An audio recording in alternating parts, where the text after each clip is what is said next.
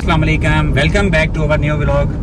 आज अभी मगरिब का टाइम होने वाला है और हमें जो है ना एक जगह से आई है इनविटेशन ऐसे है कि ख़त्म था। एक हमारे बुज़ुर्ग जो है ना फौत हो गए ख़ानदान के, तो उन लोगों ने बुलाया हमें, कल उनका ख़त्म है तो है हमारे गांव में ही। तो जा रहे थे हम लोग, हमने कहा कि जो आप लोगों के साथ भी शेयर करें। अभी मगरिब का टाइम है, लेट हो गए हैं क्योंकि इस महीने जो है ना मेरे वालिद साहब की डेथ भी हुई है, उसकी भी रूट काज वगैरह शेयर करूँगा मैं कि क्या है। और आप लोगों हम सबको बल्कि जो है ना इन चीज़ों से बचना चाहिए, जो कि मीन्स के ये ऐसी चीज़ें हैं जो कि हल्की सी अवेयरनेस से हम अपनी लाइफ को जो है ना सुकून दे बना सकते हैं। तो अभी हम महवे सफ़र हैं, मगरिब हो चुकी है ऑलमोस्ट, तो लेट ही प्रोग्राम, थोड़ा सा ही टाइम रह गया, लेट ही निकले हैं क्योंकि जो है ना आपको पता है कि गवर्नमेंट ने स्कूलों के अंदर पता नहीं कोई एजिटेशन चल रही है या क्या सीन है, तो गवर्नमेंट ने उसकी वजह से आज भी स्कूल बंद रखे हैं। दफ़ा 144 लगी हुई है और कल भी स्कूल बंद ही होंगे।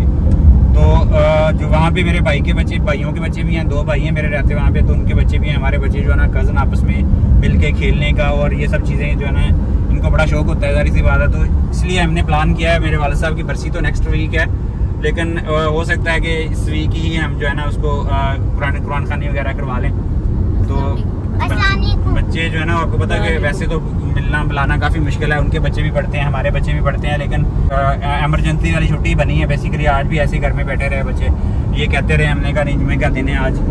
और बाकी ये है कि हमने सोचा कि चलो बेहतर है कि हम लोग जो है ना बच्चे भी चलो मिल लेंगे और वालिद साहब की बरसी भी है, कुरान खानी भी हो जाएगी, सब बहन भाइयों के बच्चे आएंगे, मिल लेंगे और साथ में वालिदैन को याद भी कर लेंगे। तो अभी हम जो है ना महवे सफ़र हैं, तो गांव में पहुंचते हैं। अभी मगरिब हो जानी है, मेरे रास्ते में ये भी तकरीबन 5-10 मिनट ही रहते हैं और इतने टाइम में मगरिब मेरे ख्याल में हो ही जानी है। और धुंध पड़ना शुरू हो गई। धुंध नहीं है, ये स्मोक है बेसिकली। ये जो ऐश और धुआं जो है ना ये मार्केट के अंदर है, गले को पड़ता है। ऐसे होता है कि जैसे ना कोई पता नहीं क्या मट्टी धुआं सारा कुछ मिला के। मगरिब से पहले ये इस टाइम पे यही मौसम बन गया है। और ये देखें जी, और ये ऐसे ही रहना 3-4 महीने जो है ना स्मोक। अगर बारिश ना हुई, जब बारिश होती है उसके बाद भी 1 हफ्ता तकरीबन ठीक रहता है, उसके बाद फिर दोबारा जो है ना वो हो जाती है। हमारी शरारत की टूटी क्या कर रही है यहाँ पे, अब साथ ही बैठ गई है। इतना उस टाइम पे ये पंगे कर रही होती है, लेकिन साथ ही जैसे इसकी तरफ कैमरा करो इतना अच्छा बच्चा बन के बैठ जाती है। सबको यही लगता है कि मिमी जो है ना वो बिल्कुल शरारतें नहीं करती, लेकिन मिमी जो है ना वो शरारतें भी करती है, बदतमीजी नहीं करती। हाँ, बदतमीजी नहीं करती। वैसे भी वो अकेली है, हल्का फुल्का उसके साथ खेलने के लिए कोई बंदा नहीं है, तो चिड़चिड़ापन तो आ ही जाता है। तो अभी ना आज ये झूले ले रहे, तो इसने ईज़ान ने उसे कहा कि कहता कि हरीम आप उठ जाओ, ये झूले के स्प्रिंग से कोई मसला हो रहा है। वो बेचारी उठी है, ये लेट गया, इतना रोती हुई मेरे पास आई है। मैंने इसको ईज़ान को बुलाया, मैंने कहा आज आपने बहन को क्यों तंग किया है। कहता इसको ये लेट गया और हरीम चीटिंग की उसने। हाँ, हरीम रोती हुई मेरे पास इतनी जोर जोर से रोती है ये, मैं पता नहीं इसको क्या कह दिया। कहता मैंने कहा उसको उतना तंग किया करो कि जिससे पहले वो ना बहन आपकी रोना ना शुरू करे। कहता मम्मा मसला ये है कि अगर इसको हल्का सा तंग करे तो ये उस पर रोती नहीं है, और जब तक ये जो इस तरह तंग होती नहीं है, तंग नहीं होती, अगर ज्यादा जितने पे होती है ना उतने पे रोने लग जाती है। हाँ, तो फिर हमें मजा नहीं आता जब तक इसको तंग ना करे। तो मैंने कहा ये एज यूजुअल जो सारे भाइयों को ये प्रॉब्लम होती है कि उन्होंने जब तक बहनों को एक दफा तंग ना करे, उनको रुलाए ना, उनको मजा नहीं आता। और ये अली भी बहुत ज्यादा करता है, ईज़ान तो अभी कम है, अली हुसैन जो है ये काम ज्यादा करता है। इसको कोई ना कोई बात करता रहता है और ये फिर उसके बाद जो है हरीम फिर आज ईज़ान के साथ मसला हुआ है, तो इसलिए आज अली को फेवर मिल गई है। एक भाई अच्छा हो गया और एक भाई जो है वो ऐसे ही है। फाटक पे फंस चुके हैं, यहाँ पे कोई आधा घंटा हो गया हमें। ये जो है ना फाटक वाले भी हमारे पाकिस्तानी ऐसे हमारे भाई हैं कि वो आधा घंटा पहले जो है ना ट्रेन के आने से बंद कर देते हैं। ये देखें सिचुएशन क्या है, अभी ट्रेन पता नहीं कहाँ पे है, वो खानेवाल होगी मेरे ख्याल में, लेकिन फाटक बंद कर देते हैं। फाटक बंद करके जो है ना इस वक्त हम लोग रश वाले एरिया में हैं, देख रहे हैं क्या क्या सिचुएशन है, पता नहीं कब तक खोलते हैं। ये मुझे समझ नहीं आई कि इतना टाइम क्यों लगाते हैं वो खोलने के लिए, फाटक क्यों पहले बंद करते हैं, इसकी समझ नहीं आई मुझे। अच्छा, इसमें जो है ना मैं 2 साल पहले मेरे वालिद साहब की डेथ हुई है। उनको बेसिकली ब्रेन हेमरेज हो गया था। मैं थोड़ा सा जो एक्सपीरियंस आप लोगों के साथ शेयर करने वाला हूँ वो ये है कि इस तरह की चीज़ों को आप आहिस्ता ना लिया करें। और इस सब का जो रीज़न था ना वो हाई ब्लड प्रेशर था, जिसका हमें जो है ना उनको आइडिया था कि उनको बीपी रहता है, लेकिन उन्होंने हमारे साथ कभी डिस्कस नहीं किया कि उनको इतना ज़्यादा बीपी रहता है कि उनको जो है ना मल्टीपल स्कीमिक अटैक्स हुए हैं उनको सडनली, और जिसकी वजह से जो है ना उनका ब्रेन डैमेज हुआ और इवन जब हम लास्ट टाइम उनको MRI के लिए लेके गए मुल्तान में, तो हमें तो अंदाजा ही नहीं था कि बेसिकली उनको हुआ क्या है। वो ऐसे ही घर में वॉक करते हुए एकदम गिरे हैं। भाइयों की मिसेस की कॉल आई कि वो इस तरह गिर गए हैं, तो हमने नॉर्मली समझा उसको, लेकिन वो उनको उस वक्त कोई 6वां या 7वां अटैक था स्कीमिक जो ना ब्रेन इंजरी का, जिसमें आपका BP जब शूट करता है तो आपके जो है ना दिमाग के अंदर क्लॉट जो है ना जहाँ पे होता है वो वहाँ से वो क्लॉट जम जाता है या फट जाता है या ब्लॉक कर देता है दिमाग की जो शरियानों को। एक इंजेक्शन मिलता है जिसके साथ जो है ना आप ब्रेन इंजरी यानी कि जो क्लॉट है ना वो उसको बेसिकली निकाल देता है वो। जबकि हमें अंदाजा ही नहीं हुआ कि उनको हुआ गया बेसिकली, जिसकी वजह से ये हुआ कि हमने उस दिन रात हो गई थी जिस दिन गिरे हैं। अगले दिन जो है ना शाम को भाइयों ने सोचा कि उनको कोई इंजरी वगैरह ना आई हो, क्योंकि वो गिरे ऐसे थे कि जैसे वो कह रहे थे कि उस वक्त तक अच्छा ये है कि वो तकरीबन 12-13 घंटे वो बोलते भी रहे हैं और कोई प्रॉब्लम भी नहीं स्टार्ट हुई। 12-13 घंटे के बाद उनको जो है ना प्रॉब्लम पाँव में स्टार्ट होने, हमें फिर आइडिया नहीं हुआ। हम उनको डॉक्टर के पास लेके गए, हमने एक्सरे वगैरह करवाया कि शायद उनकी कहीं इंजरी होगी। पसलियों पे कह रहे थे कि मेरे पसलियों पे तकलीफ है, वहाँ पे कोई चोट लग गई है या कोई मसला हुआ।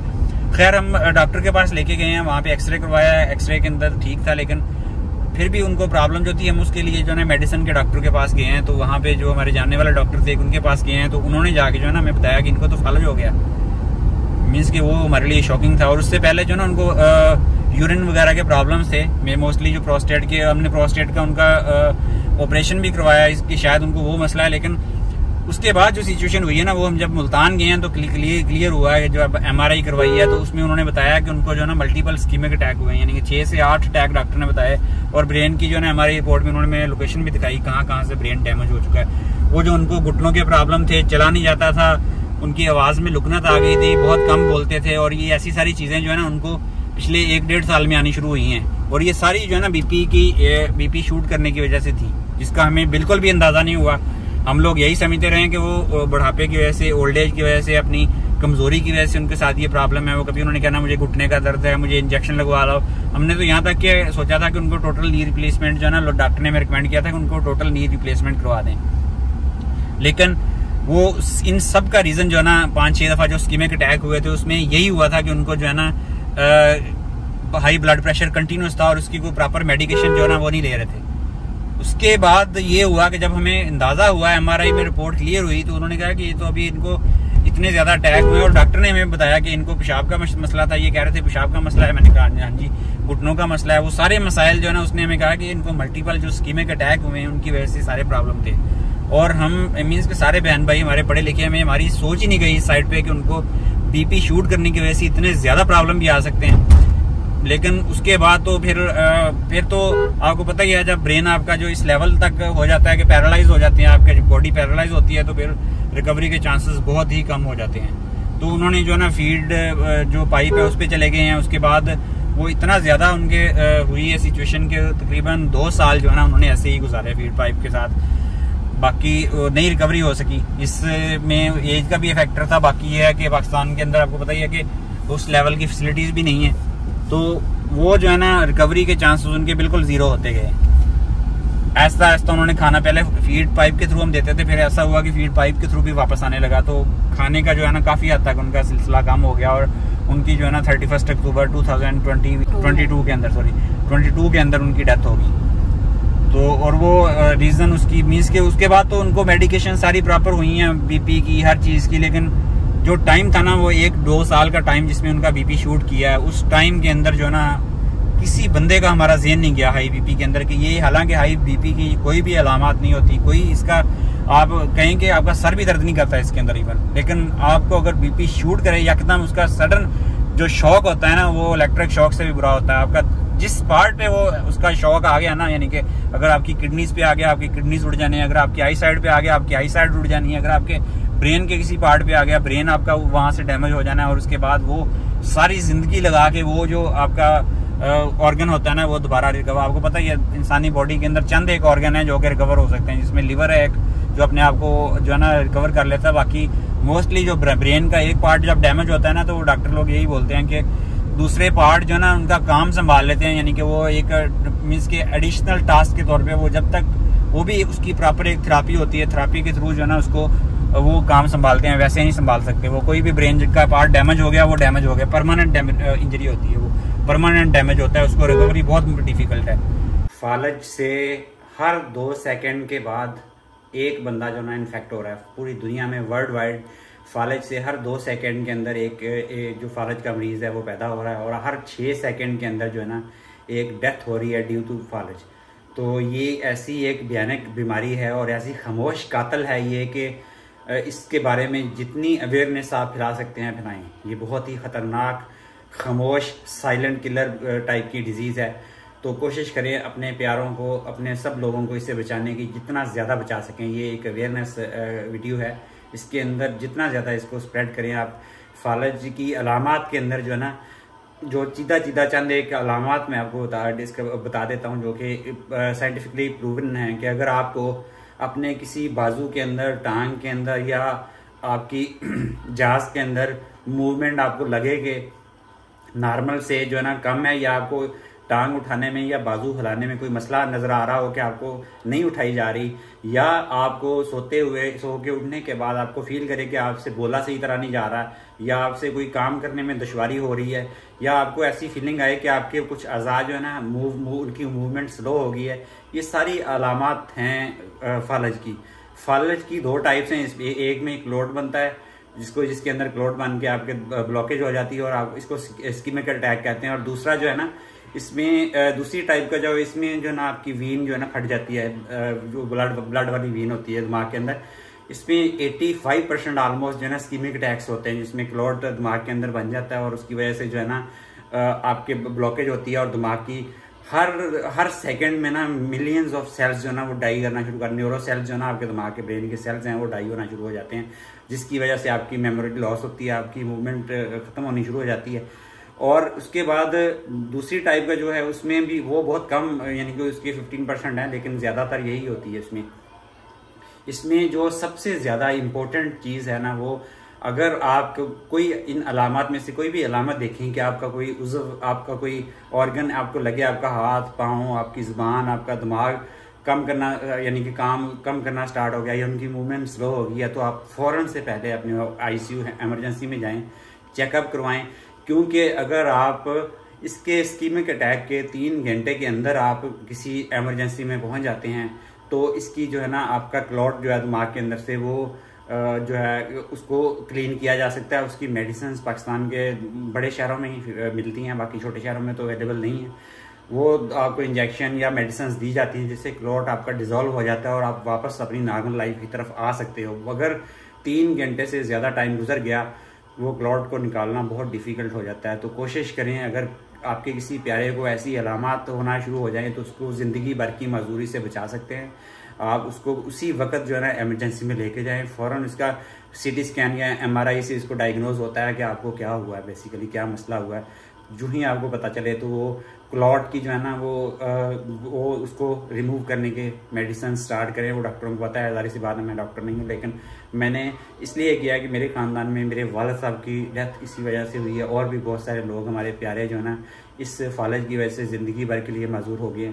तो कोशिश करें कि ये अलामत आपको नज़र आएँ तो आप इसको जो है ना बिल्कुल भी ईजी ना लें, जितना जल्दी हो सके उसको ट्रीटमेंट की तरफ लेके जाएं। और ये अगर आपका टाइम ज़्यादा गुजर गया तो वो पूरी लाइफ टाइम के लिए बंदा जो है ना वो डिसेबल हो जाएगा, मीन्स वो माजूर हो जाएगा। तो ये थी आप लोगों के साथ शेयर करने की है कि आपने BP को लाजमी जो है ना मॉनिटर बाग। वैसे तो जो हाई शुगर कंटेंट है ब्लड के अंदर वो और BP 2 चीज़ें जो है ना बहुत ही ज़्यादा इंपॉर्टेंट है। इन दोनों की वजह से पूरी दुनिया में और स्पेशली पाकिस्तान के अंदर बहुत डेथ्स होती हैं। हमारे कितने रिलेटिव हैं जो कि शुगर और हाई ब्लड प्रेशर की वजह से हार्ट अटैक हो गया, मीन्स के उसके बाद किसी की टांग कट गई, किसी की बॉडी पैरालाइज होगी, मीन्स के अल्लाह ताला माफ़ करे। और ये बहुत ही कर्बनाक सिचुएशन है। एक ऐसा बंदा जिसकी एक अच्छी खासी फेस वैल्यू होती है, यकदम वो मट्टी बन जाता है। मीन्स क्या वो एक जिंदा एक डेरी की शक्ल इख्तियार कर लेता है। कुछ नहीं आपके इख्तियार में, कुछ नहीं कर सकते आप उसके लिए। तो अपने ब्लड प्रेशर और शुगर पे ये 2 ऐसे साइलेंट किलर्स हैं, इन पे लाजमी नज़र रखें। आपको पता भी नहीं चलता जब तक जो है ना ये आपकी पूरी बॉडी को डैमेज कर चुके होते हैं। अवेयरनेस की वीडियो है, मैंने कहा कि ये हमारे साथ एक इंसिडेंट हुआ और वाकया भी मेरे वालिद साहब की बरसी है। तो आप सब लोग एक दफ़ा सूरत फातिहा और 3 दफ़ा कुल शरीफ पढ़ के जो है ना दुआ लाजमी कर दीजिएगा उनकी मग़फ़िरत के लिए। अल्लाह ताला उनको जवारे रहमत में जगह अता फरमाए। और जिनके भी वालिदैन जो है ना फौत हुए हैं दुनिया में, अल्लाह ताला उन सबको अपनी जन्नत के अंदर ख़ास जगह अता फरमाए, आमीन। और हमारे लिए भी स्पेशली दुआ कीजिएगा। आपसे मुलाकात होगी इंशाल्लाह कल एक नई वीडियो ब्लॉग में, तब तक के लिए अल्लाह हाफिज़।